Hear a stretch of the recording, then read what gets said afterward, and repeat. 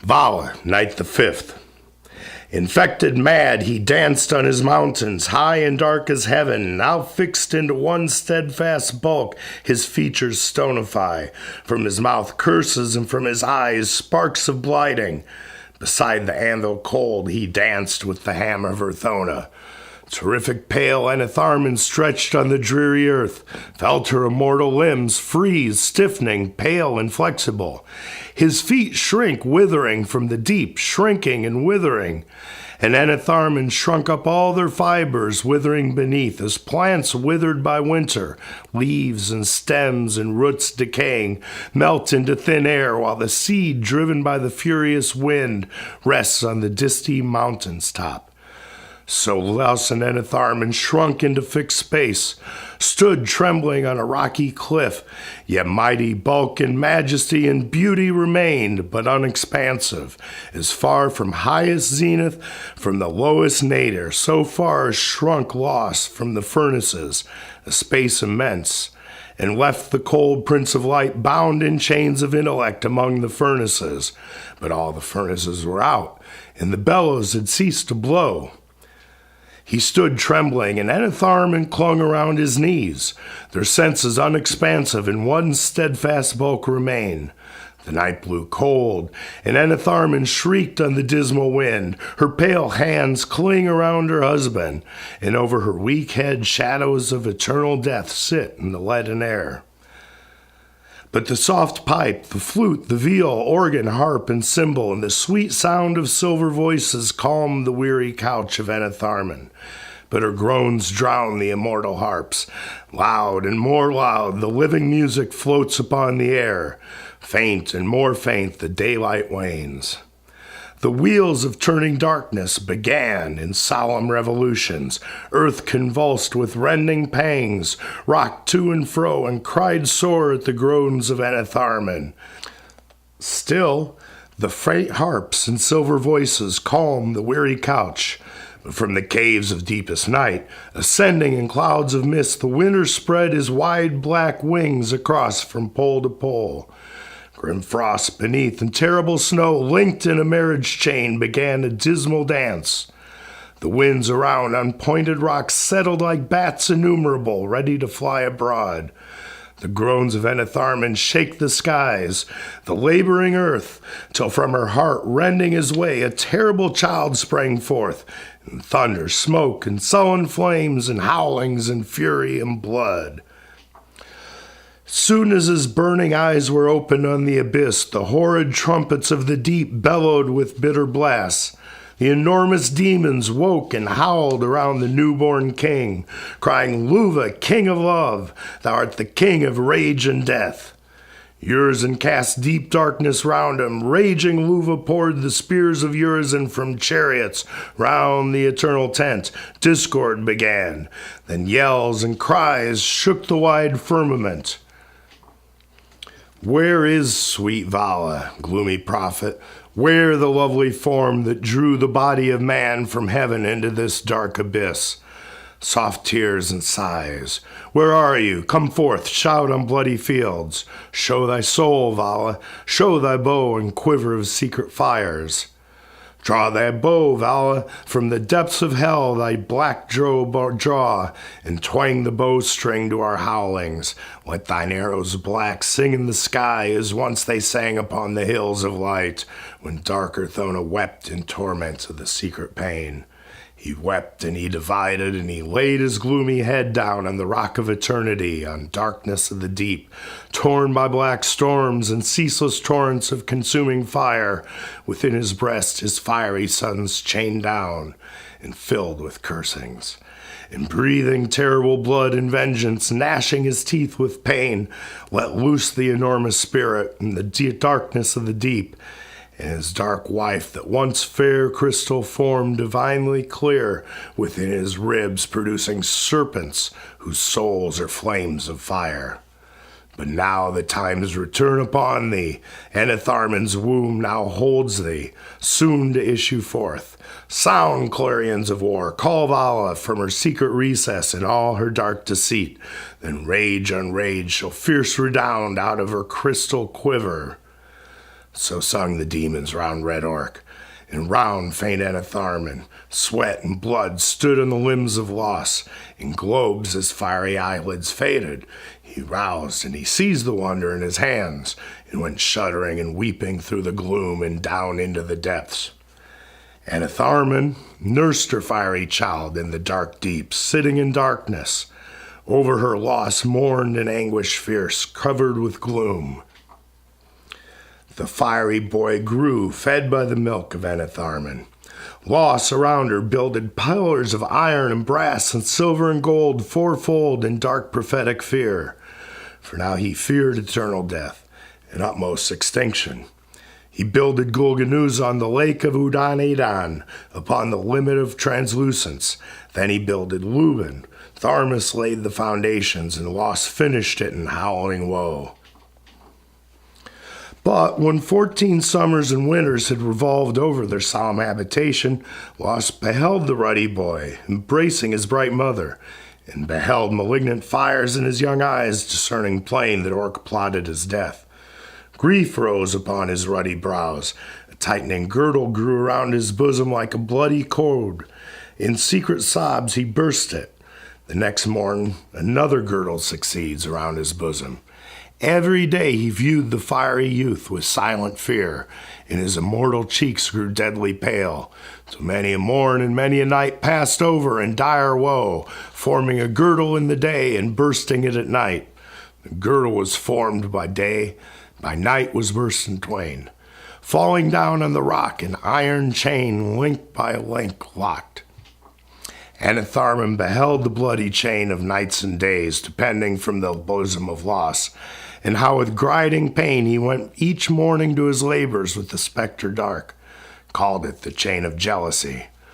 Now Loss began to speak his woes aloud to Enitharmon, since he could not hide his uncouth plague. He seized the boy in his immortal hands, while Enitharmon followed him, weeping in dismal woe, up to the iron mountain's top. And there the jealous chain fell from his bosom on the mountain. The spectre dark held the fierce boy. Loss nailed him down, binding around his limbs the accursed chain. How bright Enitharmon howled and cried over her son. Obdurate Loss bound down, her loved joy. The hammer of her Thonis smote the rivets in terror of brass. Tenfold the demon's rage flamed, tenfold forth-rending, roaring, redounding, loud, loud, louder and louder, and fired the darkness, warring with the waves of Tharmas and snows of Urizen. Crackling the flames went up with fury from the mortal demon. Surrounded with flames, the demon grew loud, howling in his fires. Loss enfolded Enitharmon in a cold white cloud in fear, then led her down into the deeps and into his labyrinth, giving the spectre sternest charge over the howling fiend. Concentred into love of parent, Sturge's appetite craving, his limbs bound down, mock at his chains, for over them a flame of circling fire unceasing plays to feed them with life and bring the virtues of the eternal worlds. 10,000 spirits of life lament around the demon, going forth and returning at his enormous call. They flee into the heavens of heavens and back return with wine and food. Or dive into the depths to bring the thrilling joys of sense to quell his ceaseless rage. His eyes, the lights of his large soul, contract, or else expand. Contracted, they behold the secrets of the infinite mountains, the veins of gold and silver, and the hidden things of Vala, whatever grows from its pure blood, or breathes a fragrant soul. And expanded, they behold the terrors of the sun and moon, the elemental planets, and the orbs of eccentric fire. His nostrils breathe a fiery flame. His locks are like the forests of wild beasts. There the lion glares. The tiger and wolf howl there. And there the eagle hides her young in cliffs and precipices. His bosom is like starry heaven, expanded all the stars sing round. There waves the harvest, and the vintage rejoices. The springs flow into rivers of delight, and there the spontaneous flowers drink, laugh, and sing. the grasshopper, the emmet, and the fly. The golden moth builds there a house and spreads her silky bed. Oh, his loins inwove with silken fires are like a furnace fierce as the strong bull in summertime when bees sing round the heath where the birds allow after the shadow and after the water spring. The numerous flocks cover the mountain and shine along the valley. His knees are rocks of adamant and ruby and emerald. Spirits of strength in palaces rejoice in golden armor. Armed with spear and shield, they drink and rejoice over the slain. Such is the demon, such his terror in the nether deep. But when returned to Gulganuza, Los and Enitharmon felt all the sorrow parents feel. They wept toward one another, and Los repented that he had chained Orc upon the mountain, and Enitharmon's tears prevailed. Parental love returned, though terrible his dread of that infernal chain. They rose at midnight, hasting to their much-beloved care. 9 days they traveled through the gloom of Entutha and Benethon. Los, taking Enitharmon by the hand, led her along the dismal vales and up to the iron mountain's top, where Orc howled in the furious wind. He thought to give to Enitharmon her son in tenfold joy, and to compensate for her tears, even if his own death resulted. So much pity him pained. But when they came to the dark rock and to the spectrous cave, lo, the young limbs had struck and root into the rock, and strong fibers had from the chain of jealousy and wove themselves in a swift vegetation round the rock and round the cave, and over the immortal limbs of the terrible fiery boy. In vain they strove now to unchain, in vain with bitter tears to melt the chain of jealousy. Not Enitharmon's death nor the consummation of loss could ever melt the chain, nor uproot the infernal fibers from the rocky bed. Not all Urthona's strength, nor all the power of Luva's bulls, though they each morning dragged the unwilling sun out of the deep, could uproot the infernal chain, for it had taken root into the iron rock and grew a chain beneath the earth, even to the center, wrapping round the center. And the limbs of Orc, entering with fibers, became one with him, a living chain sustained by the demon's life.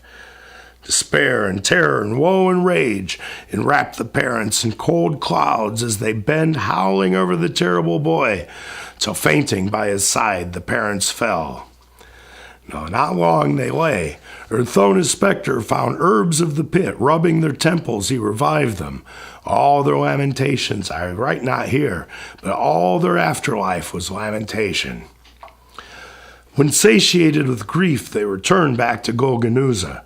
Enitharmon on the road of Dranthan felt the inmost gate of her bright heart burst open, and again close with a deadly pain. Within her heart Vala began to reanimate in bursting sobs, and when the gate was open, she beheld that dreary deep where Bridahania wept. She also saw the infernal roots of the chain of jealousy, and felt the rendings of fierce howling Orc. Rending the caverns like a mighty wind pent in the earth, the wide apart as furthest north is from the furthest south. Urizen trembled where he lay to hear the howling terror. The rocks shook, the eternal bars tugged to and fro, were rifted outstretched upon the stones of ice, the ruins of his throne. Urizen, shuddering, heard his trembling limbs, shook the strong caves. The woes of Urizen shut up in the deep dens of Urthona. Ah, how shall Urizen the king submit to this dark mansion? How is this? Once on the heights I stretched my throne sublime, the mountains of Urizen once of silver, where the sons of wisdom dwelt, and on whose tops the virgins sang, rocks of desolation. My fountains, once the haunt of swans, now breed the scaly tortoise. The houses of my harpers are become a haunt of crows. The gardens of wisdom are become a field of horrid graves, and on the bones I drop my tears and water them in vain. Once how I walked from my palace in gardens of delight. The sons of wisdom stood around, the harpers followed with harps. 9 virgins clothed in light composed the song to their immortal voices. And in my banquets of new wine, my head was crowned with joy.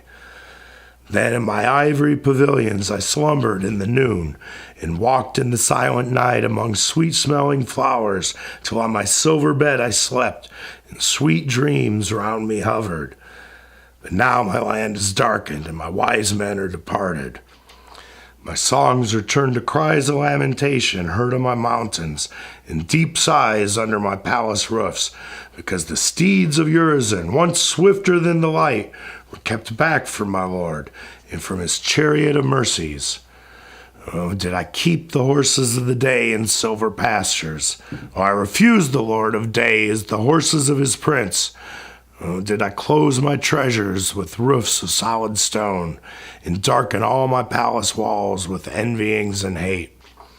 Oh, fool, to think that I could hide from his all-piercing eyes the gold and silver and costly stones, his holy workmanship.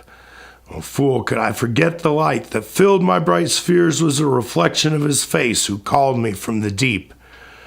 Well, remember, for I heard the mild and holy voice saying, O light, spring up and shine, and I sprang up from the deep.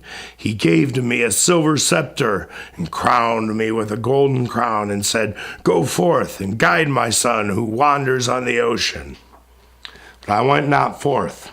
I hid myself in black clouds of my wrath. I called the stars around my feet in the night of councils dark. The stars threw down their spears and fled naked away. We fell. I seized thee, dark Urthona, in my left hand falling, and I seized thee, beauteous Luva. Thou art faded like a flower, and like a lily is thy wife Vala, withered by the winds. When thou didst bear the golden cup at the immortal table, thy children smote their fiery wings, crowned with the gold of heaven. Thy pure feet stepped on the steps divine, too pure for other feet, and thy fair locks shadowed thine eyes from the divine effulgence. Then thou didst keep with strong Urthona the living gates of heaven. Now thou art bound down with him, even to the gates of hell, because thou gavest Urizen the wine of the Almighty for steeds of light, that thou might run in thy golden chariot of pride. I gave to thee the steeds. I poured the stolen wine, and drunken with the immortal draught, fell from my throne sublime. Oh, arise, explore these dens, and find that deep pulsation that shakes my caverns with strong shudders. Perhaps this is the night of prophecy, and Luva hath burst his way from Enitharmon. When thought is closed in caves, then love shall show its root in deepest hell. End of the fifth night.